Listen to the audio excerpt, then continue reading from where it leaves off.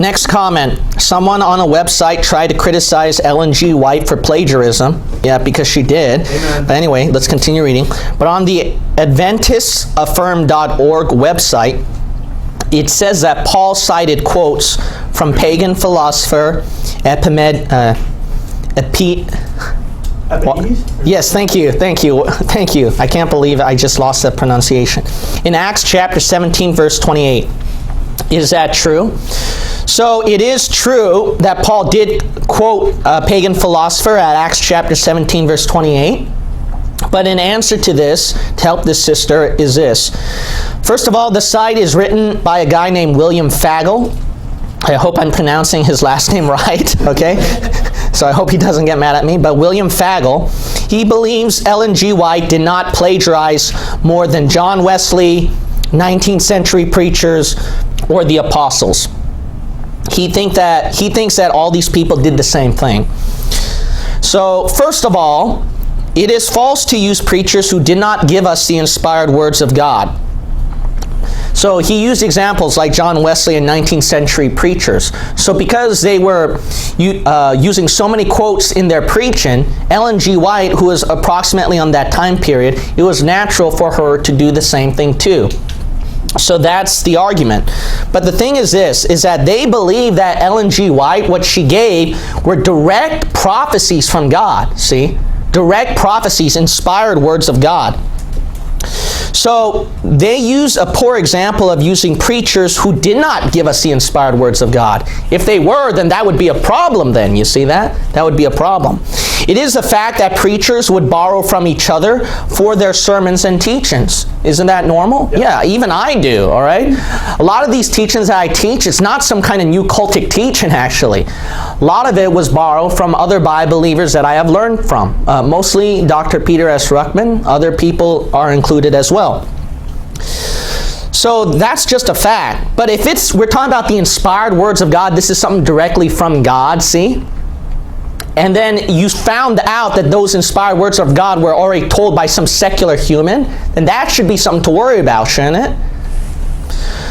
Now, it is true, for the example about Paul, it is true Paul and maybe some others quoted pagan philosophers and others for the inspired words of God. So if you look at your Bible, you'll see most likely the writers using quotes from pagan philosophers or secular people for the inspired words of God. Now, first of all, what must be understood is this. The Lord, He's going to use somebody's quotes to support His teachings. That's just normal, all right? So, because you got to realize this, Paul, he was preaching at pagan philosophers, right? So if he just keep quoting them scripture verses, pagan philosophers, they're not going to believe it. But if Paul used their own philosopher for a quote to support his teaching, that would be more believable, yes? Amen. Yes. It is natural that people, when they write papers or give some kind of teaching, if they're going to use people's quotes, they use that as a supporting source. You see that? Not for plagiarism, but to make their words more legit, more valid. So when the Lord uses that for His words, there's nothing wrong with that. But there is a stark difference with simply using others' quotes to support the teachings with, here's the other one, using others' quotes to make up the majority of your teaching. You see that? That's the difference. So what you got to understand is this, is that Ellen G. White, her teachings, when she borrows quotes, it's not the same like the apostles or the other writers for the inspired words of God. They use these to support the teachings. They'll use the quote to support the teachings, which is natural. We would use other people's quotes to make our teachings more valid, more legit. But there is a big difference with her when you use, there's a difference with using a quote to support the teaching, but making your teachings the majority of those quotes. That's plagiarism, see? That would be plagiarism. When you use the majority, and if you read her writings, it is. It's almost like directly using the quotes. So when she uses majority of quotes to make up the teachings, that's plagiarism. But it's not plagiarism when you use the quotes to support the teaching. There's a difference with quotes to support and quotes being the teachings itself. So there's a big difference. Now we're going to look at several examples right here. But one example is Joseph Smith.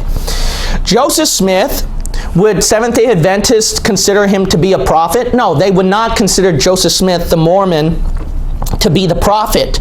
Would they excuse him as a prophet when he plagiarized 13 chapters of Isaiah?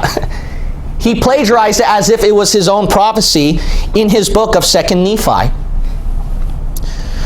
Should Seventh-day Adventists excuse Muhammad as a prophet when he plagiarized 27 verses of the Bible for the Quran? No, they wouldn't do that either. So why would they do it for Ellen G. White all of a sudden? It's because they want to cling on to her. See that? That's biased thinking. Yeah. That's biased thinking. That's selecting what prophet that they want. It is a fact, Ellen G. White heavily made up her book with others' quotes. And when you do that, that does not show God's awesome revelatory power. You see that? Right. It doesn't show that, oh, this is a miracle, a revelation, something directly from God. No, when you got some secular person already saying majority of that before. See, that's troubling. That's troubling. Now, this is actually ironically admitted by Fagel. He actually admitted that. Though such claims were new to many 20 years ago, the pastor who popularized them was not the first to have made them.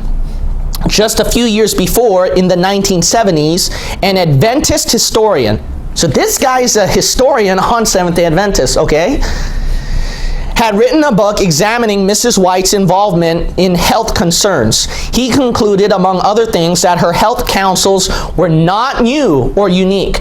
She had drawn them from others, he said, despite her claims to having received them in vision. Over the years, various people inside and outside the church have set forth similar claims. The most influential of Ellen White's critics was probably Dudley M. Canwright, a prominent minister and evangelist in our early years. After withdrawing from the ministry 4 times in doubt, so you see that? He was with the Seventh-day Adventists. He was going back and forth. So to go back and forth shows this guy was really familiar and he was trying to cling on to it. If you leave one time, why would you come back again unless you believed in Seventh-day Adventism?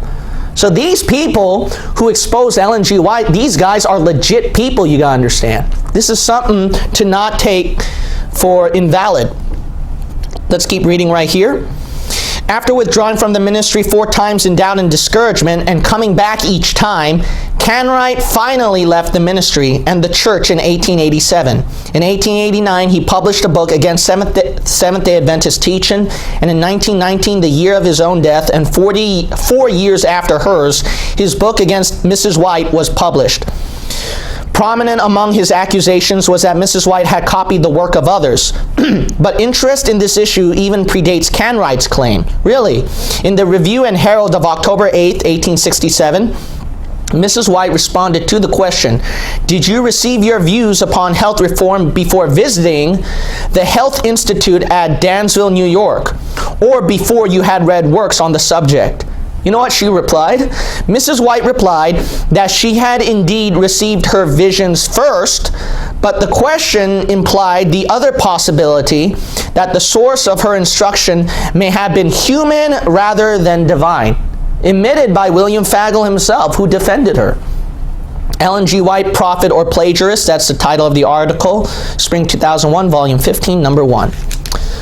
So there's no way around that, see? That's why I told you 3 of the most annoying people to argue are not dumb people. They're Jehovah's Witness, Calvinists, and Seventh-day Adventists. See, only if you're smart like a Seventh-day Adventist can you justify something that's so rock solid against you. So this is something so rock solid against them, yet they're smart enough to go around it, you see? Yeah. How do they go around it? They go around it by saying this. He uses one example, Dr. Clive McKay, and some other examples to prove that White's health teachings Okay, this is truly divine. It's not borrowed from humans. Why? Because they were inspired by God before scientists caught up. Now, the problem is, how can they be considered inspired if she borrowed the ideas from secular humans who are nutritionists? So how can they be divine inspired from God? So Fagel, he claims this with McKay. Dr. McKay, he's very famous as well. So this guy is a respectable source. So he's like one of their few respectable sources they use, see, to justify Ellen G. White. Fagel claims McKay said she had to select which health teachings were right and wrong, which is almost impossible to do. So in other words, see that? Even though Ellen G. White, she was giving teachings that were already taught by other nutritionists, there were so many fraudulent nutritionist teachings at times, see? So only something divine would make her pick and choose which one's right, which one's wrong. You see that? That's why they claim that she must be a prophet. Now the problem is this, is that either they misread McKay, they didn't read him as much as they should, or McKay was actually incredibly dumb. It was either or. Because the thing is this, if you read, or maybe McKay, he only read part of Ellen G. White's predictions that came true. Because if you read all of it, it's really nonsense. You don't have to be a doctorate either. All you have to, if you don't have to believe me. Don't believe me. Look it up. Look it up yourself. Read her prophecies and her health teachings, all right? You'd be surprised how many of them were blatant, ridiculous mistakes, okay? So there's no way that she would have been inspired. The only reason why she was inspired was because they were picking and choosing which one did come true. So those things that did come true, oh, she happened to be right. But they didn't pick out the things that she taught wrong. So here are some quotes. One example is this: a stranger performs the duties of the mother and gives from her breast the food to sustain life. Nor is this all. She also imparts her temper and her temperament to the nursing child. The child's life is linked to hers. If the hireling is a coarse type of woman, passionate and unreasonable, if she is not careful in her morals, the nursling will be in all probability of the same or a similar type. The same coarse quality of blood coursing in the veins of the hireling nurse is in that of the child. The Health Reformers, September 1st, 1871, paragraph 7. So what she said right here was this, is that if you have some other mother nurse breastfeed or nurse the baby, then what's going to happen is this, that it's not just the milk that you're feeding the baby, but also that person's character. So if that person's character is anger or have character problems, she's going to be passing it down to the baby when she's feeding the baby. That's ridiculous. Who believes in that nonsense? Another one is this. This is found by White again, Words to Christian Mothers, The Health Reformer, October 1st, 1871. Fashion loads the heads of women with artificial braids and pads, which do not add to their beauty, but give an unnatural shape to the head. The hair is strained and forced into unnatural positions, and it is not possible for the heads of these fashionable ladies to be comfortable. The artificial hair and pads covering the base of the brain heat and excite the spinal nerves centering in the brain. The head should ever be kept cool. The heat caused by these artificials induces the blood to the brain. The action of the blood upon the lower or animal organs of the brain causes unnatural activity, tends to recklessness in morals, and the mind and heart is in danger of being corrupted. As the animal organs are excited and strengthened, the moral are enfeebled. The moral and intellectual powers of the mind become servants to the animal. Can you believe this? Now, I'm not just picking these quotes. These quotes were people who used to be Seventh-day Adventists too. These were quotes from people who used to be Seventh-day Adventists, and they expose this. Here's another one. Counsels on Diets and Foods, page 423. Diseases of every stripe and type have been brought upon human beings by the use of tea and coffee and the narcotics, opium and tobacco. When these tea and coffee users meet together for social entertainment, okay, if you drank tea and coffee in this church, you want to listen to this, okay? Your soul depends on this, okay? The effects of their pernicious habit are manifest. All partake freely of the favored beverages, and as the stimulating influence is felt, their tongues are loosened, and they begin the wicked work of talking against others. Tea and coffee drinking is a sin, an injurious indulgence, which like other evils injures the souls. Guess what? You'll see Seventh-day Adventists drinking coffee and tea during their church break times. You'll see some of them doing that. You see what they're doing? Okay, the reason why they think is inspired is this. Ellen G. White, what she did was this, see? She was taking, there's no doubt this proves her plagiarism even more. What she did was this. She was taking quotes from all kinds of nutritionists, and a lot of it was crazy that time too. But some of it were true. But she had no idea which one is which, see? So what she did was she just took all the quotes and put it in her teaching. So then the ones that just happened to be true, they use that to prove inspiration. But all the other ones that were false, they just ignore that and they don't tell you. See that? This even proves more. She plagiarized, see? When there were some things that were true and other things that were false, you know what that proves even more? It doesn't prove inspiration more. It proves her plagiarism even more. She had no idea, see that? She had no idea what she was teaching. She just had to borrow and just use that. So you see right here that she is definitely not like the apostles, okay? There's a very stark difference right here.